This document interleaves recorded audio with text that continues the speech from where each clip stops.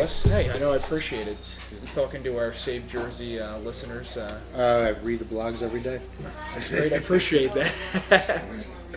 I'm a fan through Facebook. Through Facebook. Yes.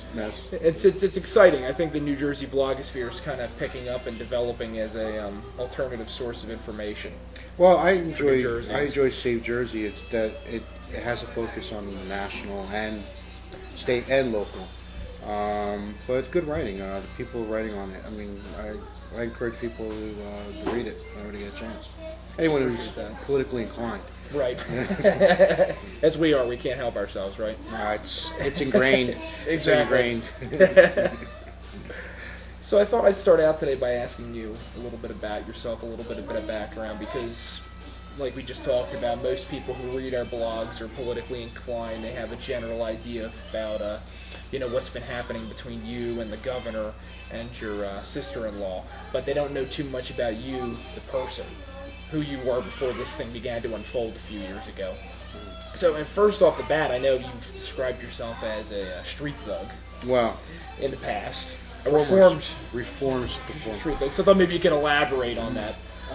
Actually, that term came from the Philadelphia Inquirer article about an idea that I had thought about when writing a book. It was a very rough draft. It was obtained illegally, from my hard drive from someone I thought was a friend, and they posted it on a website. That person is in trouble now because that's considered identity theft. Right. So more to follow as far as courts right.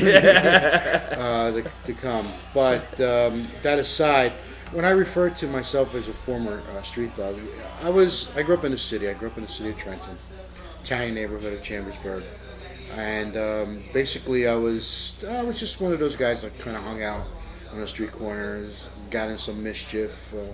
Or should I say, youthful indiscretion? Discretion, right? Yeah, that's the buzzword. None worth mentioning. Right. Most of the guys that I grew up with, and we grew up during the Saturday Night Fever era, John Travolta era, and we were into disco music or whatnot, and we're very territorial. Most of the guys that I grew up with, the people I grew up with, have not been as fortunate as I have. The fact that I was able to finish an education and evolve into a professional career. Right. You have a master's, correct? I have a master's in business, yes, right. And I had 13 years at the state, and I started at entry level, and in those 13 years, I was able to reach one of the highest paid professional civil service titles with the state. The education and experience helped, and again, the network. Certainly. Really does help, especially in state government. So when I say former street thug, it was kind of like, I was one of those guys that, you kind of like locked your doors when you drove by. Right. Because I was hanging out with my friends and, but good family support. Both my parents are immigrants to the United States from Italy. Oh, really? Yeah, I'm first generation. And hardworking. So they ingrained, for lack of a better word, goodness. That the reason I don't have a police record, or I never went to rehab, or any of those things that had happened to the people I grew up with, was because I knew the difference between right and wrong, right. Even at a young age. But I didn't want to be an outcast where you're picked on and you got into a lot of fights either. Sure. So I kind of like hung out to a point, and then I didn't get involved with the things that they were getting involved with. So I was popular, but not too popular. Not too popular. Unfortunately, not popular enough for your mother to have to hear about it. Yeah, exactly. And right. Unfortunately, I got that from my family, which is very essential.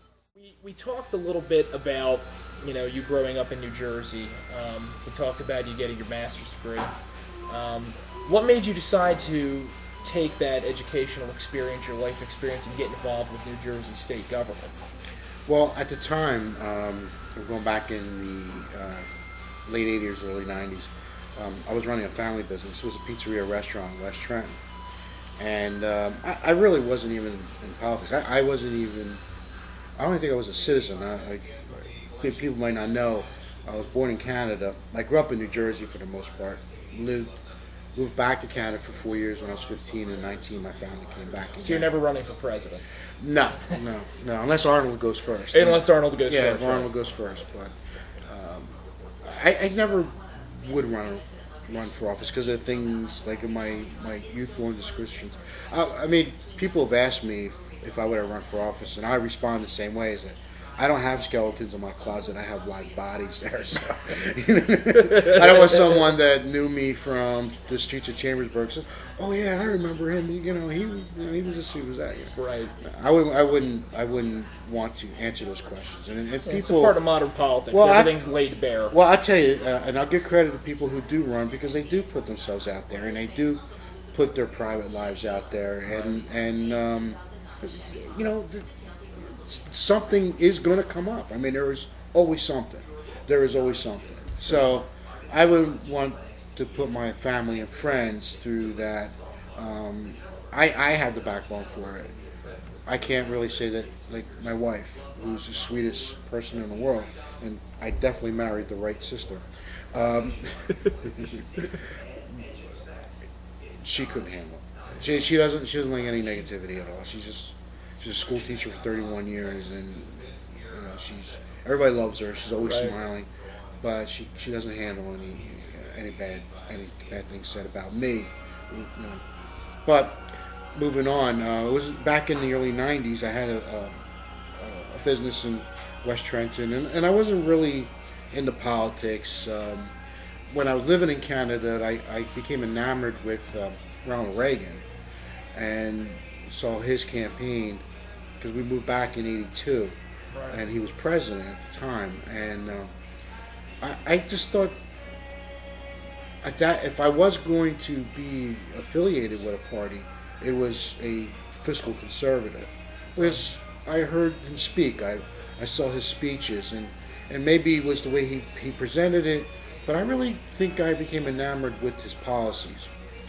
So I banded around and was running this business, and Jim Florio became governor. There were state layoffs, and my business was directly reflected upon state employees. Sales tax, it might be before your time, Matt, but Hands Across New Jersey was formulated.